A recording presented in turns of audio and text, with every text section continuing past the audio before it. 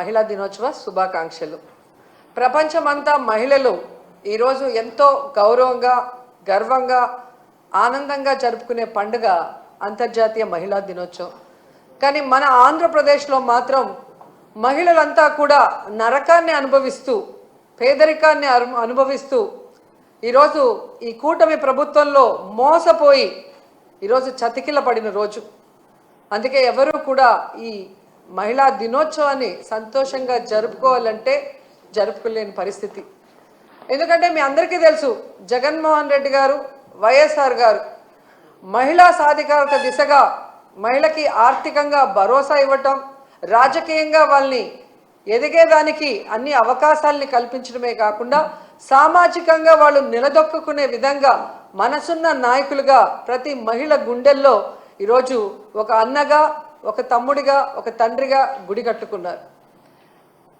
ముఖ్యంగా జగన్మోహన్ రెడ్డి గారి గురించి చెప్పుకోవాలి. గత 5 సంవత్సరాలు మహిళల్ని మహారాణుల్లాగా చూసుకున్నారు. ప్రతి పథకాన్ని మహిళ పేరు మీద ఇచ్చి ఆ ఇంట్లో మహిళ గౌరవాన్ని పెంచడమే కాకుండా మగవాడికి సమానంగా అర్హత కూడా కల్పించారు. ఇల్లు ఇస్తే మహిళ పేరు మీద, చేయూత ఇస్తే, ఆసరా ఇచ్చినా, అమ్మఒడి ఇచ్చినా, సున్నా వడ్డీ ఇచ్చినా, ఏది ఇచ్చినా మహిళ పేరు మీద ఇచ్చి మహిళని ఎలా గౌరవించారో మనం అందరం కూడా చూసాం. ఎందుకంటే ఒక మహిళ బాగుంటే ఆ ఇల్లు బాగుంటుంది, మహిళ చేతికి డబ్బు వెళ్తే అది సక్రమంగా ఆ కుటుంబం కోసం ఖర్చు చేస్తుంది అన్న నమ్మకంతో ఆయన ముందుకు వెళ్ళటం, అది నిజంగా 100% మన మహిళలు కూడా సద్వినియోగం చేసుకోవడం మనం కళ్ళారా చూసాం. అలాగే రాజకీయంగా చూస్తే 50% నామినేటెడ్ పోస్టులు మహిళలకు ఇవ్వటం జరిగింది. ఈరోజు ఎంతోమంది మహిళలు జడ్పీ చైర్మన్లుగా, మేయర్లుగా, మున్సిపల్ చైర్మన్లుగా, ఎంపీపీలుగా, జడ్పీటీసీలుగా ఇంతమంది బయటకు వచ్చి మహిళల కోసం పోరాడుతూ మహిళలకి రావాల్సిన అన్నీ కూడా జగనన్న ప్రభుత్వంలో ముఖ్యంగా అన్న ఇచ్చిన ప్రతి పథకాన్ని మహిళకి చేరవేసిన ఘనత మహిళకి దక్కిందంటే అది ఒక్క జగనన్న వల్లే. అలా ప్రతిదీ కూడా జగనన్న సహాయ సహకారాలతో మహిళలు తమ చుట్టూ ఉన్న మహిళల్ని ఏ విధంగా సాధికారత దిశగా నడిపించారో మనం కళ్ళారా చూస్తాం. అలాంటి మహిళలకి ఈరోజు తమకు ఒక సమస్య వచ్చినా, ప్రభుత్వం తమకు మోసం చేసినా ఎక్కడికి వెళ్ళి చెప్పుకోవాలి, ఏం చెప్పుకోవాలో కూడా తెలియని పరిస్థితికి భయభ్రాంతుల్ని గురి చేశారు. ఎవరైనా కూటమి ప్రభుత్వం చేసిన తప్పుల్ని, మోసాల్ని ఎత్తి చూపిస్తే ఇమీడియట్గా వాళ్ళ మీద ఫేక్ కేసులు పెట్టి ఏ విధంగా పోలీసు వ్యవస్థని ఉపయోగించుకొని మహిళల్ని జైల్లో పెట్టిస్తున్నారు, నాయకుల్ని జైల్లో పెట్టిస్తున్నారో మనం కళ్ళారా చూస్తున్నాం. అండ్ మహిళకి కావాల్సిన భద్రత కోసం జగన్మోహన్ రెడ్డి గారు ఎన్నో దిశ యాప్ కానీ, దిశ పోలీస్ స్టేషన్లు కానీ, మహిళా పోలీసుల్ని రిక్రూట్ చేయటం కానీ ఎంత పెద్ద మనసుతో చేసి ఆడవాళ్ళని కాపాడుకున్నారో మనం కళ్ళారా చూసాం. కానీ అదే కూటమి ప్రభుత్వం అధికారంలోకి వచ్చాక దిశ యాప్ని కానీ, దిశ పోలీస్ స్టేషన్లు కానీ, మహిళా భద్రతకు సంబంధించిన ప్రతి దాన్ని ఎలా నిర్వీర్యం చేశారో మనం కళ్ళారా చూసాం. అంటే మహిళ అంటే గౌరవం లేదు, మహిళ అంటే అభిమానం లేదు, మహిళకి చేయాలన్న చిత్తశుద్ధి ఈ కూటమి ప్రభుత్వంలో ఉన్న సీఎం చంద్రబాబు నాయుడుకి కానీ, డిప్యూటీ సీఎం పవన్ కళ్యాణ్కి కానీ, అలాగే హోంమంత్రి అనితకి లేకపోవటం చాలా బాధాకరమని కూడా ఈ సందర్భంగా తెలియజేసుకుంటున్నాను. జగనన్న ఉన్నప్పుడు మీరు చూస్తే చెప్పుకోవడానికి గుర్తురానన్ని పథకాలు, చేయూత కానీ, అమ్మఒడి కానీ, ఆసరా కానీ, ఇల్లు కానీ, రైతు భరోసా కానీ, సున్నా వడ్డీ కానీ, ఇలా చెప్పుకుంటూ పోతే ఎన్నో ఎన్నో పథకాలు ఇచ్చారు.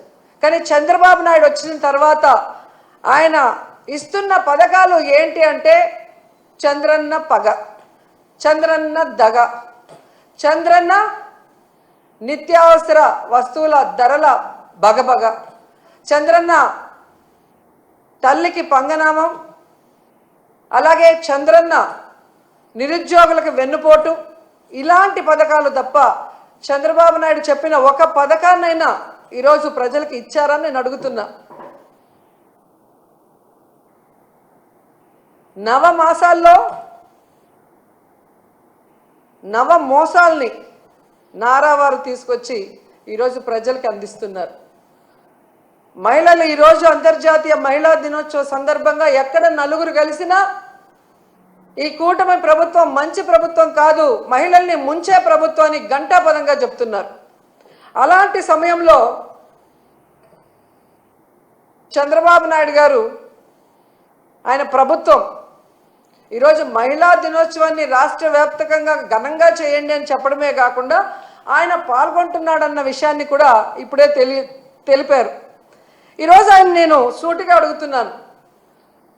మొన్న ఏదో మీటింగ్లో ఆయన చెప్పాడు, డైరెక్ట్గా కానీ ఇండైరెక్ట్గా కానీ వైఎస్ఆర్సీపీ వాళ్ళకి ఏ పని చేయొద్దని. అయ్యా చంద్రబాబు, మీరు వైఎస్ఆర్సీపీ వాళ్ళకే కాదయ్యా, టీడీపీ, జనసేన, బీజేపీ ఎవరైతే మీకు ఓట్లేశారో మీ కూటమి ప్రభుత్వం మహిళలకు కూడా మీరేం మంచి చేసింది లేదు, వాళ్ళని కూడా మీరు నట్టేట ముంచి మోసం చేశారు అన్న విషయాన్ని ఈరోజు వాళ్ళు గుసగుసలాడుకోవటం వినమని కూడా ఈ సందర్భంగా తెలియజేసుకుంటున్నాను. అండ్ ఈరోజు సిగ్గు లేకుండా ఈ కూటమి ప్రభుత్వం తెగ ప్రచారం చేసుకుంటుంది పచ్చ ఛానళ్లలో.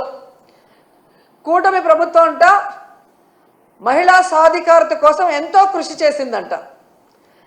అసలు మహిళా దినోత్సవాన్ని జరుపుకునే అర్హత ఈ కూటమి ప్రభుత్వానికి ఉందని నేను అడుగుతున్నా. అసలు మహిళా సాధికారత కోసం మీరు ఏం చేశారో చెప్పండి.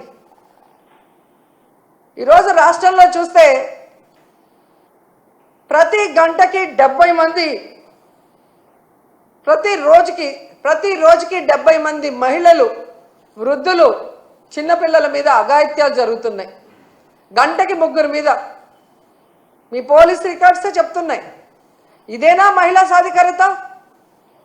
మహిళలు రాజకీయంగా ఎదగాలని జగన్మోహన్ రెడ్డి గారు ఇచ్చిన 50% రిజర్వేషన్ని మహిళలకి ఎత్తేశారు మీరు. ఇదేనా మహిళా సాధికారత? మహిళల రక్షణ కోసం దిశ యాప్, దిశ పోలీస్ స్టేషన్లు, మహిళా పోలీసుల్ని తీసుకొస్తే వాటిని మీరు ఎత్తేసి ఈరోజు దీన్నే మహిళా సాధికారత అంటారని అడుగుతున్నాను. ఎంత సిగ్గుచేటంటే ఈరోజు 6 ఏళ్ల నుండి 60 ఏళ్ల వరకు అందరు మహిళల్ని మోసం చేశారు.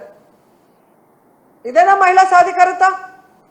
దాదాపుగా 50,000కు పైగా బెల్ట్ షాపులు పెట్టి ఈరోజు ఆడవాళ్ల పసుపు కుంకాలతో చెలగాట మాడుతున్నావు చంద్రబాబు నాయుడు.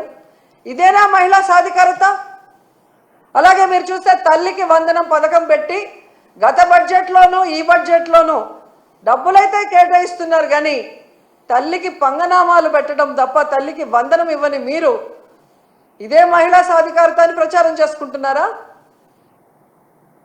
ఎంత ఘోరం అంటే ఈరోజు ఎస్సీ, ఎస్టీ, బీసీ, మైనారిటీ వర్గాలకి చేయూతని జగనన్న ఇస్తుంటే దాన్ని కూడా ఆపేసి మీరిస్తానన్న 50 సంవత్సరాలకే పెన్షన్ని కూడా ఎగగొట్టడమేనా మహిళా సాధికారత అంటే? ఎంత బాధాకరం అంటే ఈరోజు వాలంటీర్లో సగానికి పైగా మహిళలు, 1,70,000 మందికి ఈరోజు మీరు 10,000 ఇస్తామని చెప్పి ఆశ చూపించి వాళ్ళని నడి రోడ్డులో తోసేయటమేనా మహిళా సాధికారత అంటే? ఎంత బాధాకరం అంటే అసలు ఈరోజు నిరుద్యోగ మహిళలు ఉద్యోగం వస్తుంది లేదా నిరుద్యోగ వృత్తి 3,000 వస్తుందని ఎదురు చూసిన వాళ్ళని వెన్నుపోటు పొడవటమేనా మహిళా సాధికారత అంటే? అసలు ఆడపిల్ల అంటే మీకు గౌరవం లేదు, ప్రేమ లేదు, ఎందుకంటే మీకు ఆడపిల్ల లేదు. సో ఆడవాళ్ళకి ఇచ్చిన వాగ్దానాల్ని నెరవేర్చాలన్న చిత్తశుద్ధి మీకు లేదు, ఆడవాళ్ళకి రక్షణ కల్పించాలన్న చిత్తశుద్ధి మీకు లేదు, ఆడవాళ్ళని అభివృద్ధిలోకి తీసుకురావాలన్న చిత్తశుద్ధి మీకు లేకపోవడం అనేది ఈ రాష్ట్రంలో ఉన్న మహిళలకి దురదృష్టంగా మారిందని కూడా ఈ సందర్భంగా తెలియజేసుకుంటున్నా.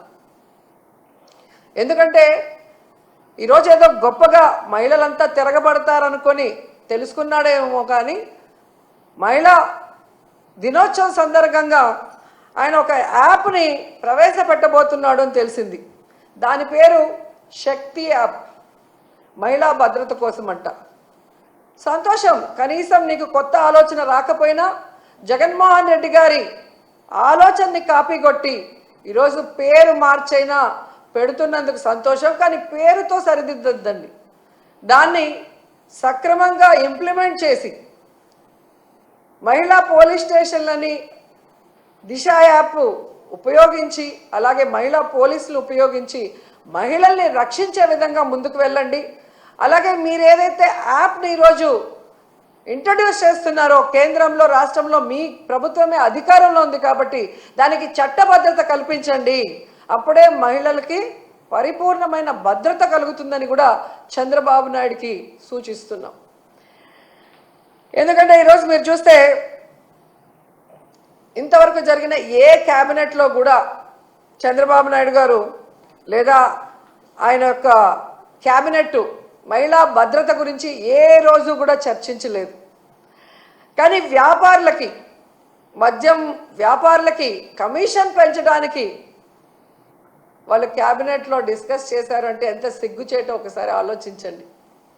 ఎందుకంటే ఈ మద్యం, గంజాయి, డ్రగ్స్ వల్లే మహిళల మీద దాడులు, మహిళల మీద రేపులు, చిన్నపిల్లల్ని సెక్షువల్ హరాస్మెంటు, ఇళ్లలో భార్యల్ని, తల్లుల్ని గృహహింసకి, ఇవన్నీ కారణం గంజాయి, డ్రగ్స్, మందును విచ్చలవిడిగా ఫోన్ చేస్తే ఇంటికి డోర్ డెలివరీ చేసే దౌర్భాగ్య పరిస్థితి ఈరోజు చంద్రబాబు నాయుడు గారి ప్రభుత్వంలో ఉంది. సాక్షాత్తు ముఖ్యమంత్రి గారు ప్రాతినిధ్యం వహిస్తున్న కుప్పంలో గంజాయి సాగు ఈరోజు ఎకరాలకు ఎకరాలు జరుగుతుంది. అలాగే ఈరోజు సీఎం గారు నివాసం ఉంటున్న ఈ గుంటూరు జిల్లాలో డ్రగ్స్కి అడ్డాగా మారింది. ఇక హోంమంత్రి అనిత ఇన్ఛార్జిగా ఉన్న వైజాగ్లో ఆ చుట్టుపక్కల గంజాయి సాగు ఎలా తాగుతుంది, డ్రగ్స్కి అడ్డాగా ఎలా మారుతుంది అనేది తెలుసుకోవాలి, సిగ్గుపడాలి, వాటిని అరికట్టాలి. ఎందుకంటే వీటి వల్లే మహిళలకి భద్రత లేకుండా పోతుంది. ఫస్ట్ వీటిని అరికట్టగలిగితే మీరు మహిళలకి ఎంతో మేలు చేసిన వాళ్ళు అవుతారు. ఆ తర్వాత దిశ యాప్, దిశ పోలీస్ స్టేషన్ల ద్వారా మీకు ఇన్ఫార్మ్ వచ్చిన వెంటనే కనుక రియాక్ట్ అయితే జగనన్న ప్రభుత్వంలో లాగా మహిళలు గుండెల మీద చేసుకొని ప్రశాంతంగా, ధైర్యంగా ఉండగలరని కూడా ఈ సందర్భంగా తెలియజేసుకుంటున్నాను. ముఖ్యంగా మహిళా దినోత్సవ సందర్భంగా డిప్యూటీ సీఎం పవన్ కళ్యాణ్ గారిని ఒక 2 క్వశ్చన్లు అడగాలనుకుంటున్నాను. పవన్ కళ్యాణ్ గారు గత 5 సంవత్సరాలు ఊగిపోయి అరుస్తూ మహిళల కోసం ఎంత మాట్లాడారో మనం చూసాం. ఈ రాష్ట్రంలో జగనన్న ప్రభుత్వంలో 30,000 మంది మహిళలు అక్రమ రవాణా అయ్యారు, కేంద్ర నిఘా వర్గాలు చెప్పాయి అని చెప్పి పవన్ కళ్యాణ్ గారు మాట్లాడారు. మరి ఈరోజు మీరు అధికారంలోకి వచ్చారు కదా, ఆ 30,000 మంది ఎక్కడున్నారో కేంద్ర నిఘా వర్గాలు మీకు చెప్పలేదా? వాళ్ళని ఇంటికి తీసుకొచ్చి వదిలిపెట్టడానికి మీ ప్రభుత్వం ఏం ప్రణాళికలు చేపట్టిందో ఇంతవరకు ఏ రోజు డిస్కషన్ చేయలేదే.